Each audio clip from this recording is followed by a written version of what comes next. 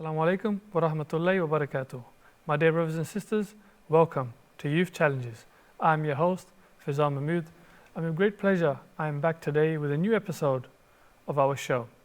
Now, before I begin and introduce our topic of discussion today, I'd like to express a huge thank you and an expression of gratitude to Mr. Huzaifa Khan, who behind the scenes does a lot of hard work and puts in a lot of effort to make sure this show is up and running. And behind the scenes, they don't get enough credit for it. So I'd like everyone to know that Huzaifa Khan is the man behind the scenes. So without further ado, I'd like to introduce our topic. Now today we'll be discussing children and education. In particular, in this day and age, we'll be discussing how children are faced with challenges of various distractions which hinders their ability to perform to that which they are capable of. Today in the studio, I am here blessed with and honored to have Mr. Kamran Younis. Mr. Younis, assalamu alaikum. Alaikum assalam. Thank you for having me, Faizan. Jazakallah, it's my honor entirely. Now, Mr. Younis has a depth of experience in many different fields. Now, if I was to begin describing those, I believe we'd spend the entire episode on them. But a short description would be that Mr. Younis is an esteemed estate agent and the founder of Cameron Adams Estate Agency based in Leydenstone. And more specifically and relevant to our topic today, Mr. Younis is a parent of 4 brilliant kids, yes. MashaAllah, and that gives him relevant insight into our topic, which we'd like to benefit from. And to top this, Mr. Younis has, in his experience and his past, remained a lecturer to, I believe it was 250 students. Probably more, yeah. Again, which places you on a good footing for the discussion we're having today. So, once again, welcome to Youth Challenges. Without a further ado, Mr. Younis, as I mentioned, the topic today is on children, and in particular, education and distractions. So, to begin this conversation, I'd like to ask yourself, what are some of the common distractions that we're seeing that children face today?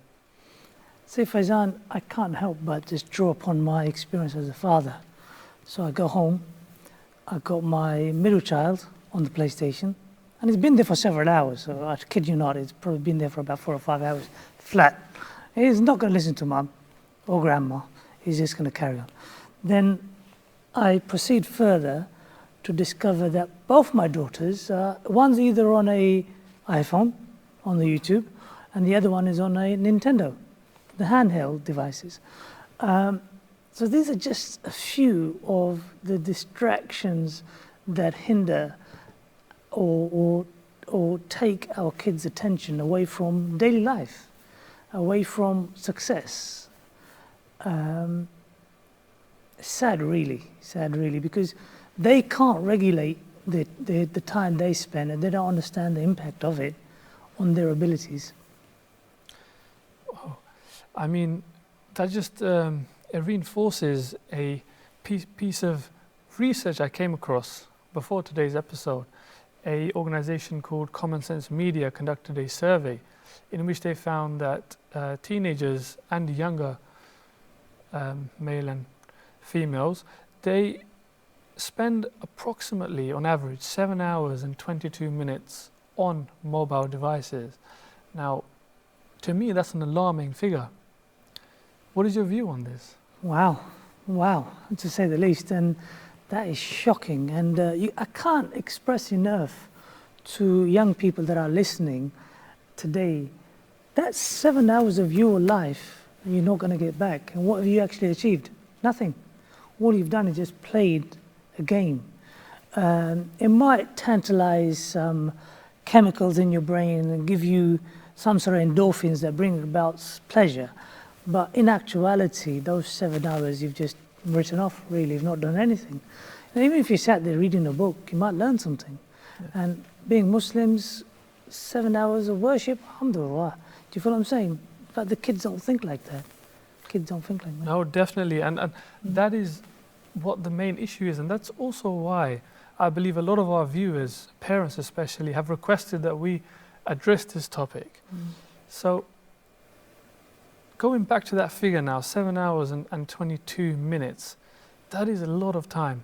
Now, Wow. myself as an adult, yourself as an adult, my phone has this unnecessary function where it tells me how much of my day I've wasted on my device. And sometimes when I see the figure myself, I'm pretty alarmed. You know, sometimes it says 4 hours, sometimes 5. And on a good day, it'll be like 3. But then again, when I think about those hours, a lot of it is spent due to work. You know, you've got your emails on your phone. There's a number of reasons you need your phone for work purposes, telephone calls, etc. But 7 hours and 22 minutes for a teenager or younger kids on their phone is purely being used for games and, you know, messages and social media. Nothing beneficial, really. Nothing beneficial at all. And just coming back to what you were saying, being a businessman myself, sometimes I clock up those hours on the phone as well. And that feature is a bit ghastly. It tells you how long you've spent on the phone a day. Yeah. But you know what? The mitigating factor for you and I is A, we're adults, and B, we're utilizing it. It's got a function. For me, it might be emails. For you, it might be emails. It might be messaging colleagues, WhatsApping colleagues. Nowadays, there seems to be more on WhatsApp than actually the computer. That's how much messaging you're doing. But for a kid to be doing that, it's just shocking. It's absolutely ghastly. There is no reason why they should be doing that. And as parents, sorry Faizan, to cut you up, but as parents, we can't justify that. We should look at that and think, God, I've allowed my child to be on a phone, on a device for 7 hours? What on earth? And it's our job as adults, as parents, to educate them otherwise, to prevent them from doing that. Definitely. And Mr. Younis, I'm going to ask you to play a little game with me. Think back to your childhood and think about a few memories that stand out. And unfortunately, what really upsets me is today's kids, when they're adults, they can't look back and say, you know what, playing football on the street with a few mates, that was amazing. I wish I could do that again. Going to the park, just having you know, a bit of a laugh with a few mates, a bit of tennis, a bit of table tennis. This was what my childhood looked like, and today you don't see it anymore. I mean, I won't say any specific names, but 2 young fellas in particular, I forced them to go out with me, age 12 and 14. I forced them to go out with me so I could take them to the cricket nets and show them the beauty of the sport, hoping that it would, you know, ignite a hobby or you know, some interest. But unfortunately, the 15 minutes went past, and to my total dismay, out comes the phone. There and then, you know, one of them's batting, I'm bowling, and the other one's on his phone. So it's just it's shocking, really, isn't it? It is shocking, and it's quite upsetting.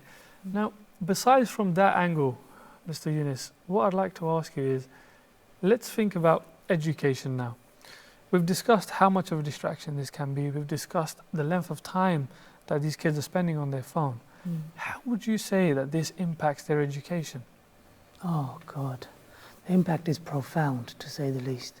The ability to concentrate, the ability to focus on a subject for more than a specified time. Literally, you'll find, like you just mentioned, that basically you spend 10 minutes with them, maybe they're reading or something, and halfway through that, he wants to look at his phone. Do you understand?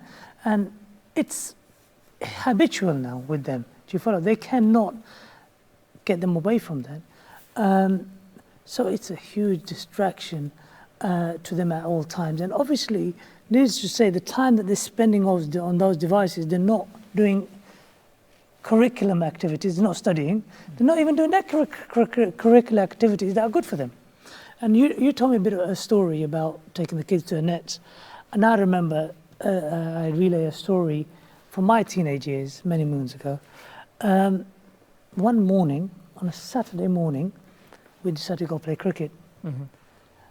It was me, my brother, and a cousin. And we had been gone for such a long time. It was a long August day or a July day, I can't remember.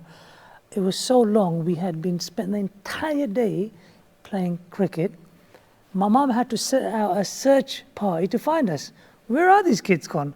That's how much time we spent playing cricket.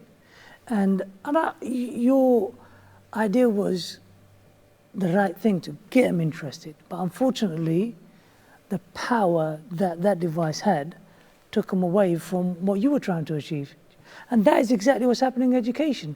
You saw the attractiveness, the allure of that device, whether it's the PlayStation, the phone, or whether it's the Nintendo, any other console, or any other, even the TV, right? Any other communication device, entertainment device, it takes them away from education, from even, forget education, from even ibadah. Do you understand? We don't even culture our kids nowadays to get up and pray. They're too busy playing. Do you follow? So, you know what, it's a huge impact. Don't get me wrong, there are a lot of good things about social media. Yeah. But I think at this stage, the child doesn't have the ability to regulate, to take what's good away from the bad. Do you know what I'm saying? So I'll give you an example. A cousin of mine recently lost his pigeon. Not his pigeon, sorry. What did he'd be offended. I called it a pigeon. It was a parrot. I don't differentiate between the two. But I hope he's not watching. But anyway, he lost a parrot, quite a unique parrot. And he found that particular parrot that evening from social media. Wow. And the weird thing was he himself wasn't contacted by social media. It was a friend of his sister who contacted her about the parrot. She then relayed it to his brother. So it was amazing how within a period of 12 hours they'd found that parrot. It was alive and well, mashallah. Wow. But there are good positive things about social media as well. For example, it's playing now as we speak is what's going on in Pakistan and the political turmoil. And if I'm not sure what your viewership, if they're PTI followers, but you know, a lot of that campaign will have to be run through social media because the government imposed upon the mainstream media that they're not allowed to basically publish anything. Do you follow? So a lot of that campaign is playing out on social media. So there are good things, but it's having that ability to differentiate between the good and the bad and regulate yourself. Do you feel what I'm saying? Yeah. Kids don't have that, unfortunately. Yeah, no, I totally agree with you, and that's what the problem is, really. They cannot differentiate. Now, I've got a younger brother, much younger than me, and you know. Faizan, please don't mention him. Don't say his name. He's probably listening to you. No, he's in Pakistan right now. Oh, is he? Okay, fair enough. Yeah, I wouldn't dare otherwise. But what it is the level of distraction these days is so great that it's having a negative impact on education. And many research, many scholars have been publishing articles and surveys on this. And one in particular is JAMA Pediatrics, who conducted a massive global survey in schools and colleges, and they found that a higher usage of a mobile phone led to a direct drop in results achieved. Now, that leads me swiftly on to the next question, which is, why is it so important to prioritize education over these distractions, especially for young kids in their penultimate years? You know, we've got kids taking GCSEs, taking their A-levels, doing BTECs, and they're sacrificing their future, really, by being distracted by these devices and the various other gaming consoles and distractions. So, how, just to emphasize, how important is it that education is prioritized, especially in these penultimate years? Faizan, I can't stress enough the importance of prioritizing education. And one of the things that I've started doing with my teenagers who are in their penultimate years is to allure them, to encourage them, to bribe them Whether it's right or wrong, I don't know. But Did I hear that correct? Bribe. in a sense, yes. In a sense. Look, the thing is, I have, my son's probably listening, I have often said to my son, well, if you do well in your maths exam that's coming up, I'll get you this. Mm-hmm. I mean, the results have been somewhat questionable. Whether it's been successful or not, that's for the jury to decide yet. But, it's just through, what's the word I'm looking for? Desperation. To make the child understand or allure him to do something in education to better himself. Do you understand? And also not just physically giving them money or alluring them to give them sweets or whatever, but also, a lot of the teenagers nowadays, they're very attracted to worldly things. Mm-hmm. Do you understand? So they might see a Lamborghini and say, oh God, that's such a nice car. Or they might see a lovely bigger house and say, on the way here to the studio, I was going through Surrey. And one of my nephews was looking at the big mansions, and I was thinking to myself, son, the world's your oyster. There is nothing stopping you from getting that, but you have to put the work in. Mm-hmm. And the work isn't sitting in front of PlayStation or playing with Nintendo or playing with your friends. It's getting a goal and going for that goal. Do you understand? Maybe we're sort of suggesting that education is the only way to be successful. No, there are other ways of being successful as well, quite frankly. Mm-hmm. My older brother, who's not that educated, but is very successful financially. So there are other ways. But I think if we sort of restrict it to goals, do you understand? The kids need a goal, and then they need to take steps to achieve that goal. And whether that's education, and hopefully, I'm quite fortunate with my current situation because with my kids, they've got good role models. Do you understand? Their older brothers and cousins have achieved academically and have gone on to successful careers. Do you follow? So I'm hoping that'll sort of show them the path, the way. That's the only thing we can do. We can try to show them the way. Do you understand? And hope for the best. Definitely, Mr. Younis, you put that so elegantly that nothing more I can say to top it. But it's a case of focusing and putting in that hard work, and there's nothing you can't achieve. Mm. And just referring back to the penultimate years, so in this country, of course, legally, all kids have to go through a certain level of education. They have to go to GCSE, and then they have to stay in education up to the age of 18. Thereafter, they can pursue whichever avenue they want to pursue. But what a lot of kids these days don't anticipate or realize is even if they don't intend to go to university, they don't want to do a degree, or go ahead and do a master's or whatever postgraduate. The issue is that even to secure an apprenticeship or any other career really, your results in, let's say, your GCSEs or your A-levels will be taken into consideration. Now, speaking from personal experience, I graduated in summer of 2020 with a law degree. And during the pandemic. During the pandemic. Well, and it took me 3 years of constant searching, hard work, countless applications, countless rejections, countless interviews, and countless failed interviews until I finally secured my desired role. And what it is if there was one thing consistent throughout all the applications and all of the interviews, it's that I was asked, what subjects did you take at college? What grades did you achieve? In fact, I was even asked what grades I achieved in my GCSEs, and I was also penalized for them. So this just comes to show the importance of even such an early stage of your education. Kids sitting GCSEs are what, 15?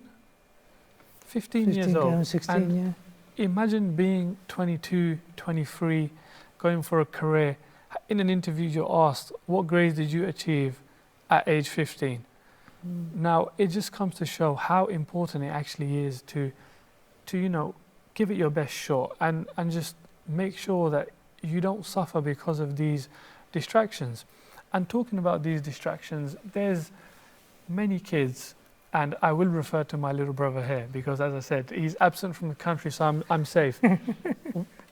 I've seen him doing his homework. So he's doing his homework and he's got the phone. Okay. Homework and phone. He's got an exam coming up, he's revising and he's on his phone. He's watching, any sort of Marvel movie or whatever he's watching, or whatever, TV series. But he's doing both at the same time. He's multitasking. Personally, at work, we have to multitask on many occasions. You may be on a phone call with a client and at the same time you're typing up a very important letter which has got a tight time deadline. But even then, I experience difficulty in doing the two of them.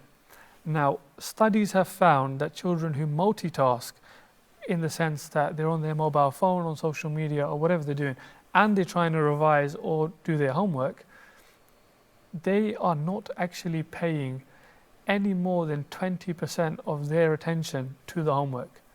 And this is a fact which has been backed up by many researchers. And I think this is becoming a growing phenomenon, actually. So this leads me on to my next kind of query. But before I go on to that, it has come to our time for a short break, Mr. Younis. So viewers, do stay tuned in and we'll meet you after a short break. Assalamu alaikum wa rahmatullahi wa barakatuh.